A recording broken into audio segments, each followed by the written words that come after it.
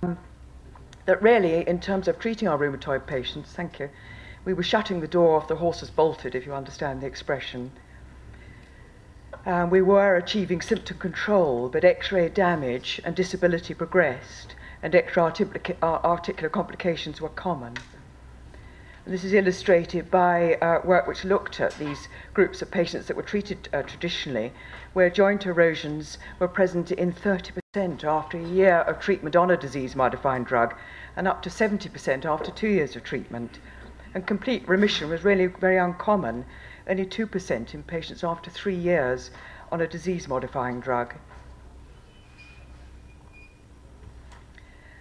Now, as you'll know, there is a link between radiographic progression and disability. This was seen best after 8 years of disease, but prevention of structural damage early in disease is likely to preserve patient function, which is what we're after at the end of the day. So disability at 1 year predicts long-term outcome as measured by HAQ, that's a Health Assessment Questionnaire Disability Score. And this is a measure of day-to-day ability in terms of general living, such as dressing, washing, ability to go out and shop and walk, self-hygiene and so on, and is a good measure of disability and widely used, as I'm sure you're aware. So that limitation of disability early in disease will produce a much better long-term outlook. Now, this study came from John Kerwin, a rheumatologist in Bristol, looking at those patients treated traditionally. And the uppermost interrupted line reflects the level of disability. That's the important thing. The straight line is X-ray damage, mostly X-ray erosions, whereas the lower line that drifts slowly down is the inflammatory level, over a period of 30 years, as you'll see, correlated with severity. And while the inflammatory markers stabilize and reduce, disability and the progression of erosive change does not, if one approaches these patients via the traditional manner. And what's emerged in the last 10 years, a lot of it thanks to Professor Paul Emery, as a result of the early rheumatoid clinic he started up in Leeds, in the northwest of England, about 20 years ago, this is the key point really, that aggressive treatment of early rheumatoid improves long-term prognosis. So the emphasis now is on early recognition of persistent synovitis in primary care, rapid referral to specialist service, and prompt use of disease-modifying drugs. I fully recognise that that's different here from the way it is in the UK and the States, but it's useful to know what works and what ideal one is aiming towards. And remission, which was previously almost impossible to achieve, or perhaps was happening spontaneously, is now an aspiration, is now a realistic goal.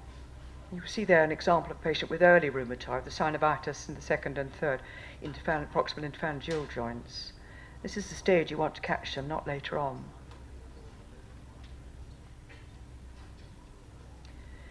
There are multiple studies attesting to this, to the benefit of early treatment, examining both X-ray progression and function. The Norwich Arthritis Survey, for example, Norwich in East Anglia in the east of England, has the largest cohort of patients with rheumatoid arthritis studied in the UK, out of which a lot of very useful information is coming.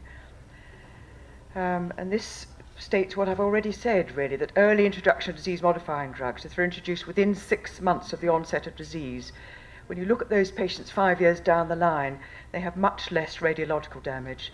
The same applies to the level of disability. In Leiden, in Holland, in the Netherlands, where a lot of work on early arthritis has been done, similar results have come. We're looking here at the Sharp score, which is a measure of the erosive change on X-ray over a period of 2 years, relating to early introduction of disease-modifying drugs, and the red line, delayed treatment. You'll see it up until 6 months, the X-ray change is not so dissimilar, but after that it takes off. As I've already stated, and as you see here, that X-ray damage progresses far more significantly with late treatment. These meta-analyses produce the same message. I'll just go over this briefly. A recent meta-analysis of 12 studies examine the association between delay of disease-modifying drug treatment and X-ray progression in patients with early rheumatoid, that is less than 2 years from presentation. The average time between early and delayed treatment, in fact, was only 9 months. But the early group showed 33% more progression in X-ray change.